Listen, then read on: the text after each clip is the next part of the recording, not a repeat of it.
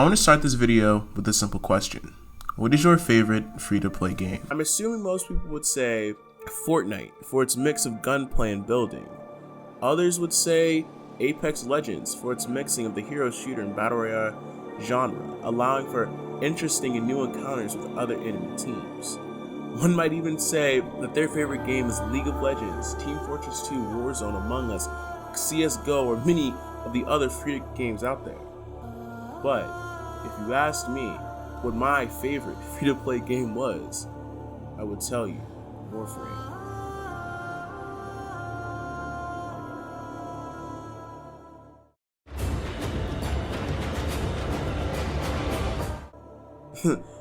Warframe is a free-to-play game with the slogan, "Ninjas play free," and I've really never seen a slogan that really suits a game as much as this. In the literal sense, the game sees you play as what can only be interpreted as a space ninja, and it's free. So there's a literal connection. This game is much like an ogre, and that's because ogres are much like onions, with many layers. But in all seriousness, right? Behind this is a game that, once you have a small grasp of what's going on, allows you to truly play however you want to. With a choice of an ever-expanding roster of warframes and weapons, a robust modding system, and a consistently changing landscape to play in, with beautiful graphics, the game delivers a AAA experience for the low price of $0. But what's the catch, I hear you asking? Is there some sort of mass amount of money that you have to spend on new content, or having the progression system locked behind some sort of a paywall, or even worse, the dreaded loot box? My answer is no. And no to the point where I'm not even sure Digital Extremes makes money off of this game. Warframes are the main characters of the game, and are the main thing that you'll play as you progress through the game.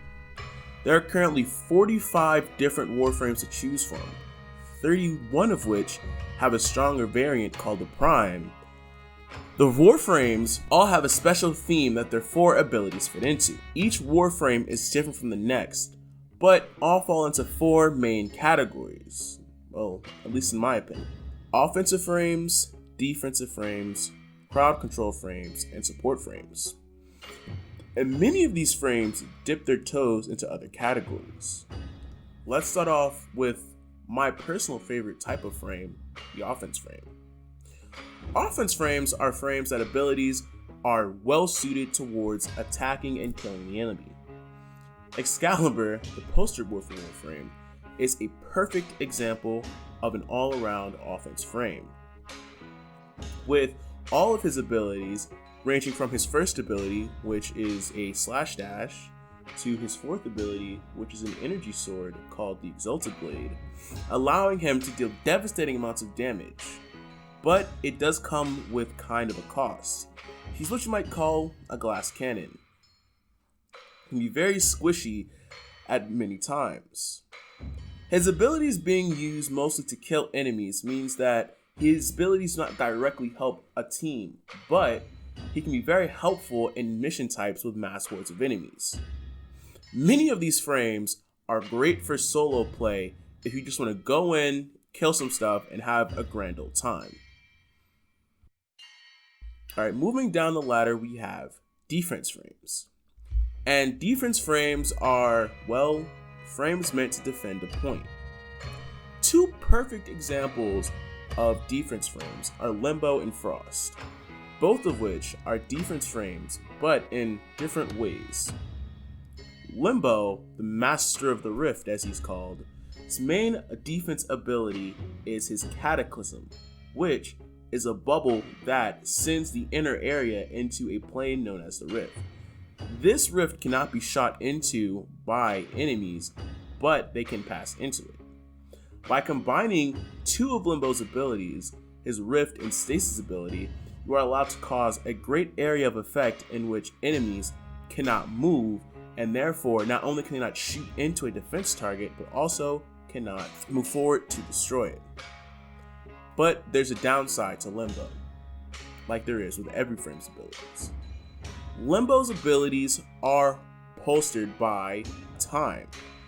All of his abilities are duration based, and meaning after a certain amount of time, ability will go away. The other frame that I referenced earlier is Frost. Frost, on the other hand, has his own defense bubble called the Snow Globe.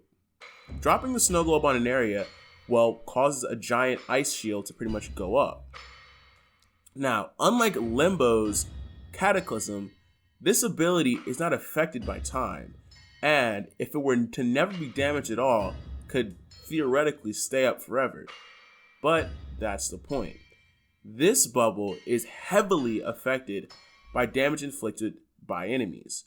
So, while Limbo's playstyle may more be for someone who wants to manage every single instance of time that they have going on, someone who plays Frost may just want to toss down the bubble and let it defend on its own and only periodically come back to check on its health. This really shows the duality of the Warframes, how even though they might fit into a certain category, they can all be very different.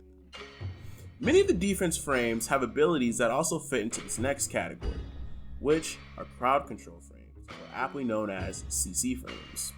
These frames are good for, controlling massive crowds, either by killing them or stopping them in their tracks. Saren is a frame who fits this role perfectly, with a lot of her powers being suited to stopping massive waves of enemies. First ability is a spore-based disease that she launches that ramps up in damage with the more enemies that she has affected. Her fourth ability is a literal toxic cloud that affects a massive radius and kills many enemies very quickly. Many defense frames have CC abilities, but I would say many CC frames aren't defense frames. These frames are very good for both team and solo play, with their abilities not only allowing you to become a one-man army of sorts, but also help in team combinations when dealing with mass amounts of enemies. The final type of frame is a support frame. There are two types of support frames in the game: full supports like Trinity, and support plus frames like Protea or Wisp. When I say Trinity is a full support frame, I mean that none of her abilities are combat or crowd control oriented, but instead serve to help the team with things like her Blessing ability, which is a full heal ability, or Energy Vampire, which replenishes you and your team's abilities. So while she isn't combat oriented, her abilities are extremely useful in a team setting. When I say support plus frames, I'm talking about frames that are not only good support abilities, but also amazing crowd control and combat abilities. Frames like Wisp with her motes that give speed buffs, health buffs, and shock buffs, while also having a fucking sun laser that she can fire, or Protea with her dispensary which drops energy and health orbs and ammo pickups to support her team, but also her grenade fan which can be charged to drop a small shield drone that follows you around and gives you massive shields, or just thrown out to pretty much create a giant flat cannon, or her turrets, which is a literal floating turret. Both of these frames have amazing support abilities, while also having abilities that also fall into other categories. Like I said earlier, many of the frames have many different abilities, many of which could change where you place them. But on the top of the frame's abilities, you also have mods to the frame, which can really change how you play with them. All the frames take 3 parts to build. You farm most of them from boss fights, and certain missions will drop parts, which take 12 hours to build in your foundry. It's a total of 3 days to build. This game has weapons out the ass. Like, so many fucking weapons that I haven't even touched them all. The game has 3 main weapon types: primaries, secondaries, and melees. Now this game has your average swords, assault rifles, and pistols, but it also has a wide range of wacky and weird space-themed weapons that you might see in a normal sci-fi, like a lightning thrower an exploding bow and arrow, a revolver-style sniper rifle, and a goddamn shotgun soon. Primary weapons are, well, your main weapon that you will use. The game has a wide selection of weapons from assault rifles, elemental throwers, spears, energy cannons, bows, grenade launchers, shotguns, and many more, all with some sort of crazy twist that makes them different from one another. Secondaries are, like the name suggests, your sidearms, which can be things like pistols, dual pistols, fully automatic handheld shotguns, or laser cannons. These weapons can be great alternatives to your primary and can even complement them very well. Finally, we come to melee weapons, and my favorite in the game. With weapons like katanas, bow staff, battle axes, and hammers, Wolverine claws, tompas, nunchucks, daggers, dual swords, heavy swords, glaives, whips, and gun blades. This game, while we're not always having very wide differences in their melee weapons, so has a very large variety that can be used for different playstyles. Just like the frames, all weapons need to be built, but this time you'll be using the resources that you have accrued over your playtime to build them. Almost all of the weapons in the game have different versions, including primes, vandals, wraiths, kubas, and syndicate weapons.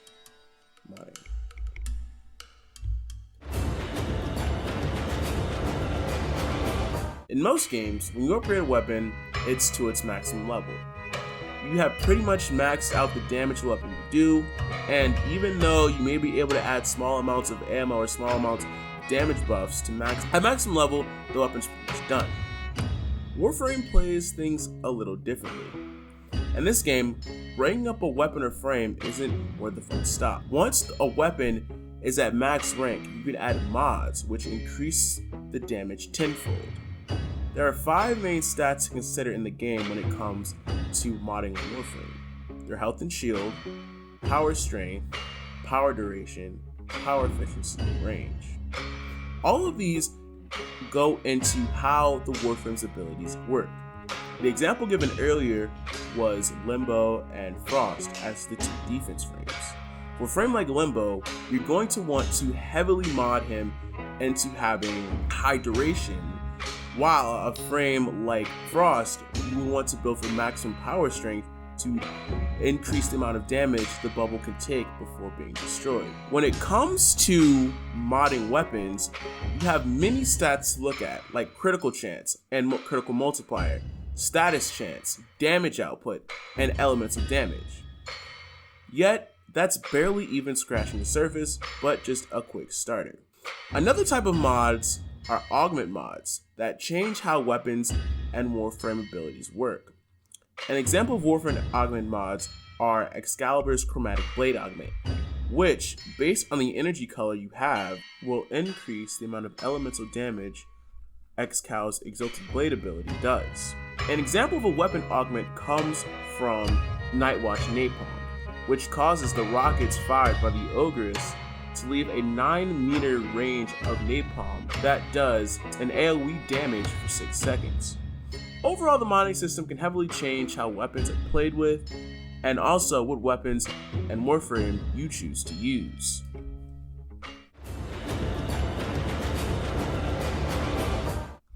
Now that we've talked about the weapons and the frames and the modding, let's talk about the missions that you will be going on with your new shiny guns and frames. Enemy levels in the game go from level 1 to level 9,999. But unless you're doing about an 8-hour survival run, you will most likely not see past levels 150 to maybe level 200. As you go through the star chart, enemy levels will get higher.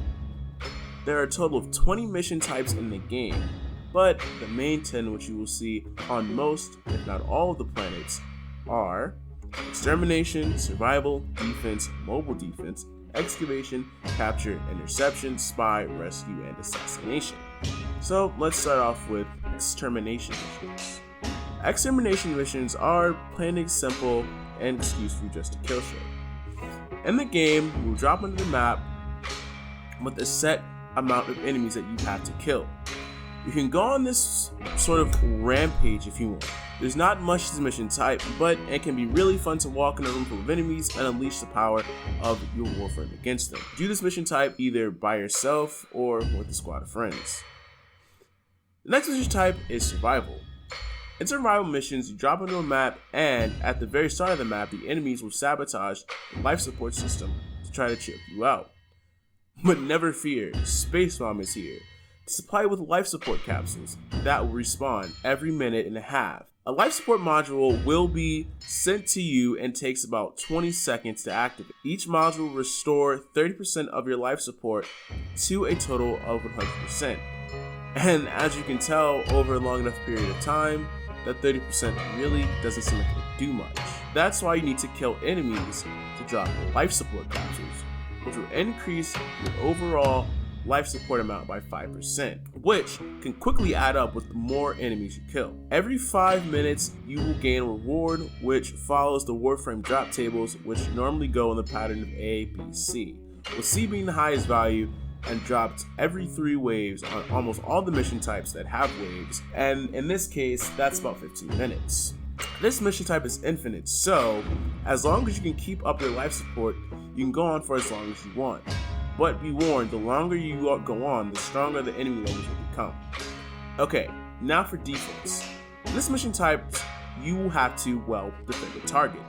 Normally the main goal is to well defend the target as long as you can from waves of enemies, but you have to clear out to start the next wave. Every 5 waves, you'll be rewarded and also offered a chance to extract. This mission type is also infinite, but to complete the mission, you're required to have at least 5 waves completed. This also follows the same rule as survivals, in which the enemies will continuously get harder the longer you go. Next, we have excavation missions. And like defense, but with a few key changes. In excavation missions, spread through the map are excavation spawn points, which require power cells to activate. You get said power cells from killing enemies known as power carriers and carrying their cells to excavators. An excavator takes a total of 100 seconds to complete, and when it does complete, you'll receive a reward. This mission is infinite, and there's no real way to fail, but the minimum to complete this mission is a set amount of chaotic, which drops in the amount of 100 when an excavator is complete, and somewhere between 1 and 100 when one is not completed. The longer you go on this mission, just like survival and defense, the higher the enemy levels will become. Now let's move on to mobile defense, which is a hybrid between defense and excavation. In this mission type, there will be a data mass similar to the power cells from excavation, and when you plug it into a computer, a defense mission will start, in which you must defend the computer. Much like excavations, you will have to defend the target for a set amount of time. Unlike both excavations and defense missions, this mission is not infinite, and once you have completed the 3 computers, it will prompt you to go to the extraction. Now for the fastest and easiest mission in the game, which is capture. In this mission type, you will drop onto the map and find the capture target. Once you kill him, you will be prompted to capture him, and then you will have completed the mission and can either stay on the map to hunt for resources or just go to extraction. The next mission type is interception. In this mission type, you have to capture 4 points to decode a message before the enemy does. The more points you have, the faster you will decode the message. This mission type is infinite, and after each round, you will get a reward. To complete the mission, you must do at least 1 wave and completely capture the message. The only way to fail this mission is for the enemy to capture a message before you do. Moving on to spy missions, are the game's resident stealth mission. In this mission type, you have to reach and hack a console.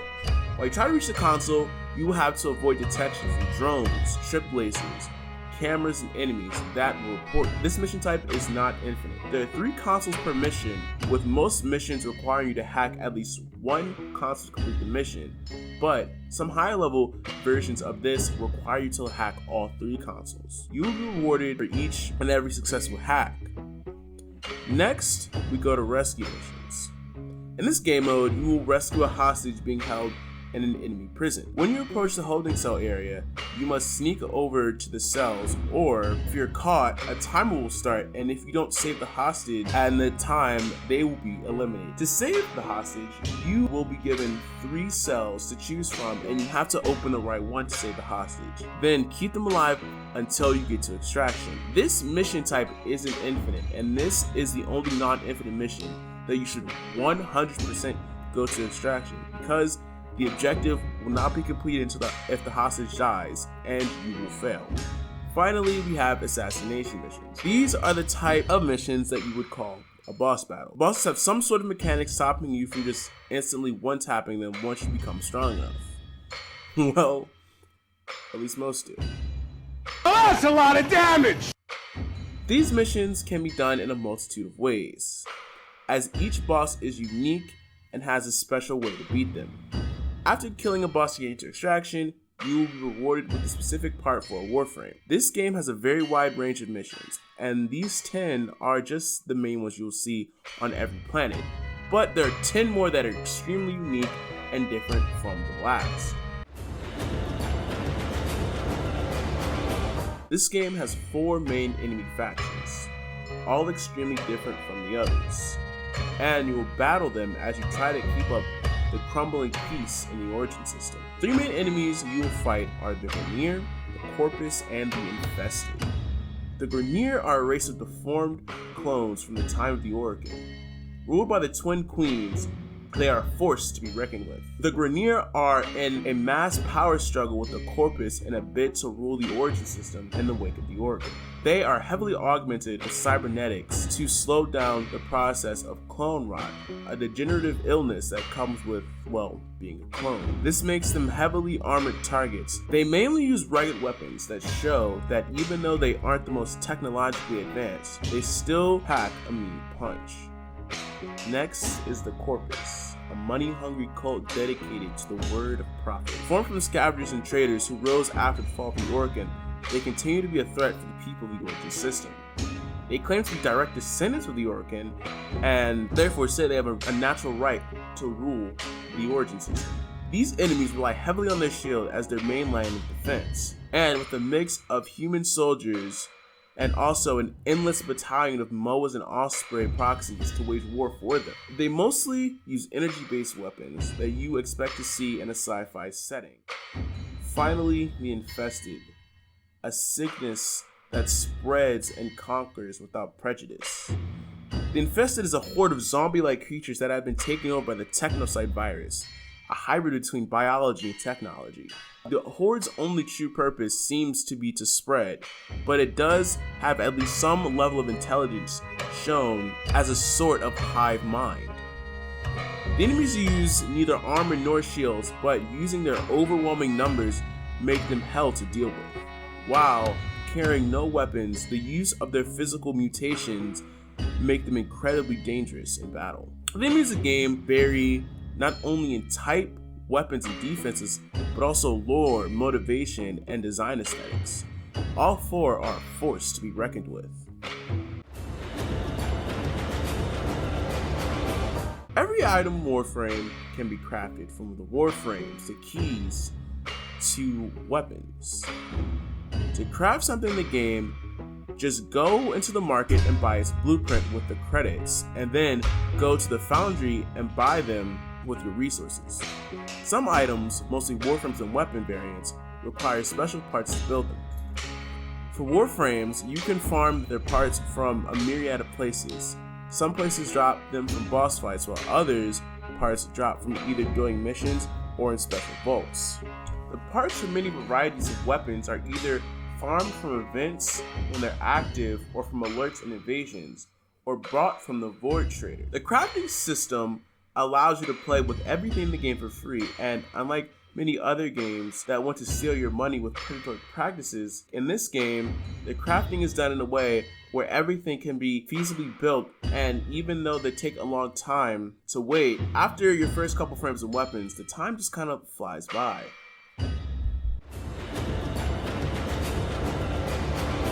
Warframe falls into the looter-shooter style of game, so you already know that there will be a massive farming mechanic.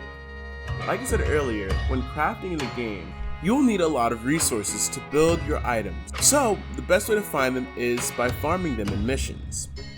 The way that the farming system works in the game is that each planet has a set list of items that they will drop at different rarities. A perfect example of this is plastids. On the planet known as Phobos, it will drop plastids, but if you wait till you get to Saturn, the plastids that drop there are extremely more likely to drop. Therefore, you may get up to 5 times as many plastids in a mission on Saturn than you would on a mission on Phobos. Resources are dropped by killed enemies or by opening lockers or busting supply crates. Some of the best missions to farm in are survival missions due to their endless nature, fast enemy spawn rates, and lack of a defense target. Another great one is capture missions. After capturing the targets, which takes upwards of 30 seconds tops, you then can spend as much time as you want on hunting for loot. The only downside is the lower enemy spawn rate as time goes on. A few niche resources can be farmed in the game's 3 open worlds. When farming for mass amounts of materials, it is suggested that you go with squads to maximize efficiency. Good frames to bring are Necros with his Desecrate, which allows you to get extra loot from dead enemies, Hydroid with his Pilfering Swarm augment, which gives you a massive boost and drop chance for loot, and Ivara with her Prowl, which allows you to pickpocket enemies and farm loot off of them without having to kill them. Other than farming resources, you can also farm mods, which are used to make your weapons and frames stronger. These mods can drop from many places like dead enemies, vaults, or as reward for many mission types like defense and excavation. The farm mechanic creates a fun and addictive gameplay loop that will see you returning to missions you have already completed to get the next resources to build your next weapons and frames. Warframe is a large, expansive game with a total of 16 planets full of missions and 3 open worlds to explore.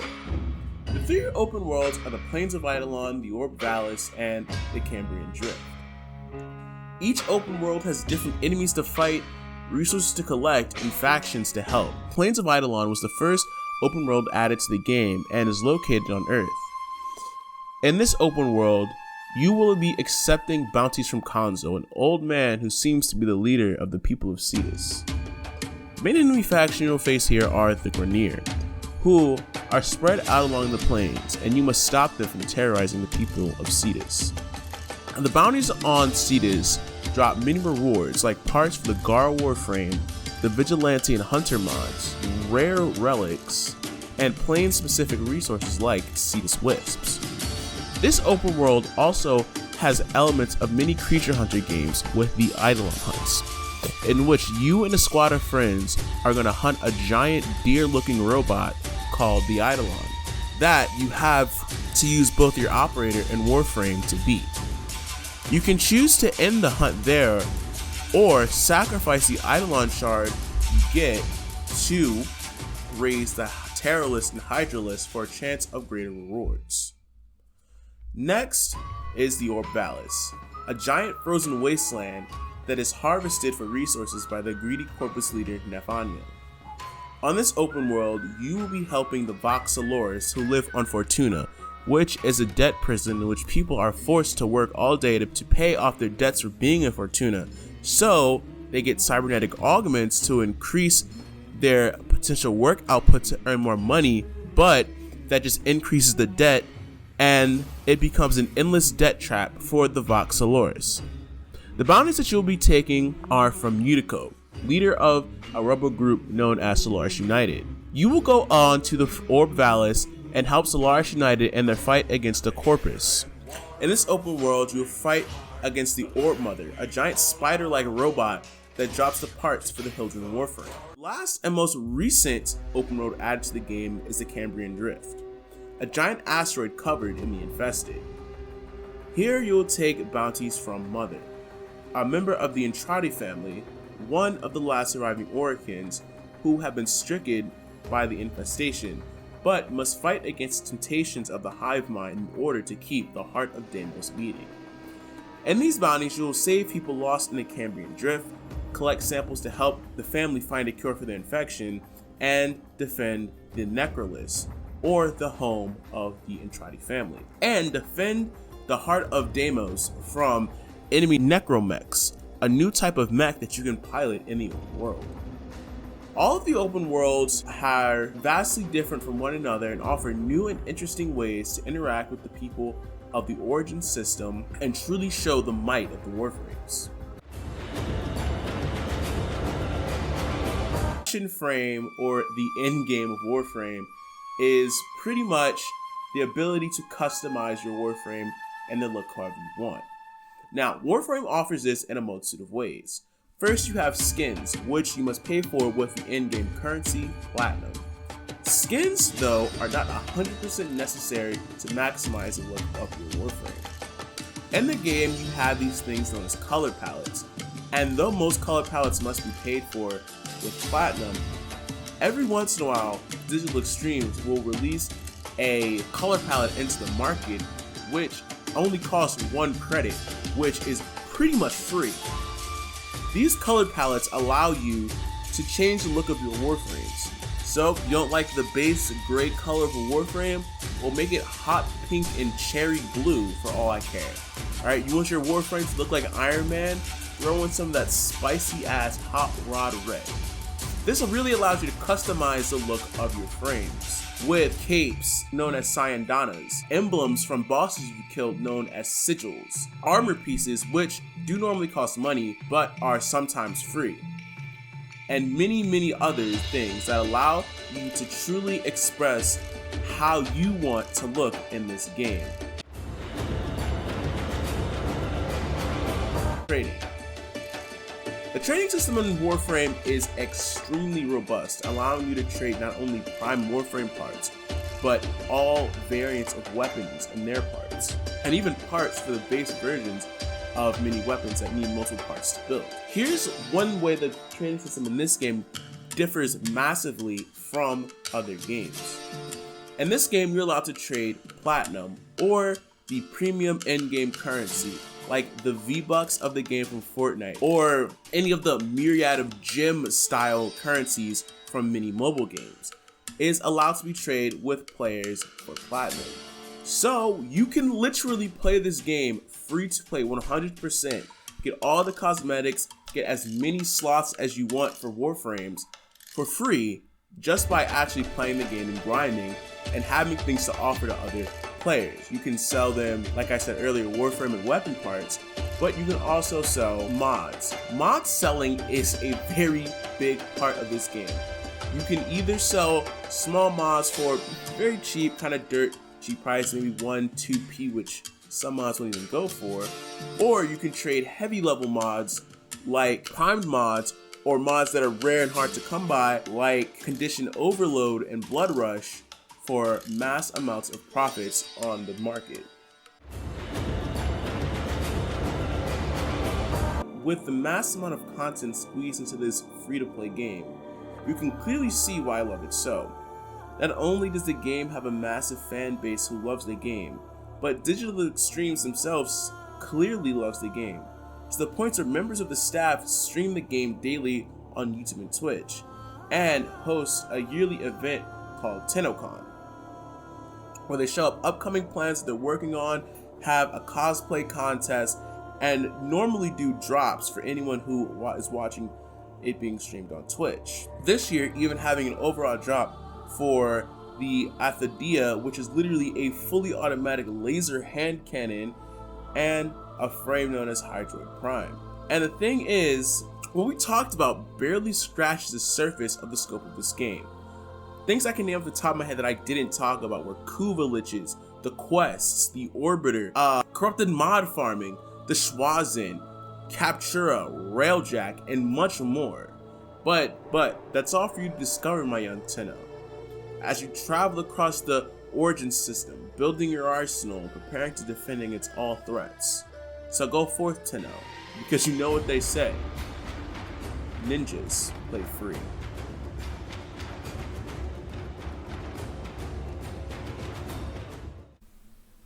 I just want to thank everyone who got this far into the video. It was a very, very long video. Like I said earlier, I really do enjoy this game. So if you want to play it, be sure you can download it on the Xbox, the PlayStation 4, PC, Nintendo Switch is where I play it, and it's free pretty much everywhere. Yeah, if you guys want to see more content like this, subscribe to the channel. I do make content regularly, I guess. For more review-style gaming videos, you can check out my boy Yikwo. I'll link his channel down below. He makes a lot of gaming review-style videos. What else? Yeah, subscribe to the channel. I would really appreciate it. And in the comments, tell me if there's any other games that you all enjoy playing, games in similar vein. Tell me if you enjoy this game. If you don't enjoy this game, tell me why. You can follow me on twitch.tv/EORioNight, where I actually streamed this game and a few other games the other day. I actually streamed the Cold War beta, so that was pretty fun. So, if you do want to catch my streams, you can follow me there. Also, I have an Instagram and a Twitter. Those are both EORioNight. Just search my only thing that comes up. So, yeah, if you guys want to follow me there, keep in touch there. What else? Merch. I have merchandising that you can buy. They're t-shirts and like hoodies. There's actually a few things: t-shirts, hoodies, mouse pads, stickers, tank tops, and phone cases. So with the new iPhone 12 coming out, if you know you're gonna get one and need a phone case, you can always go there and look for one. But yeah, I want to thank everyone who watched the video, and I'll see you guys next time.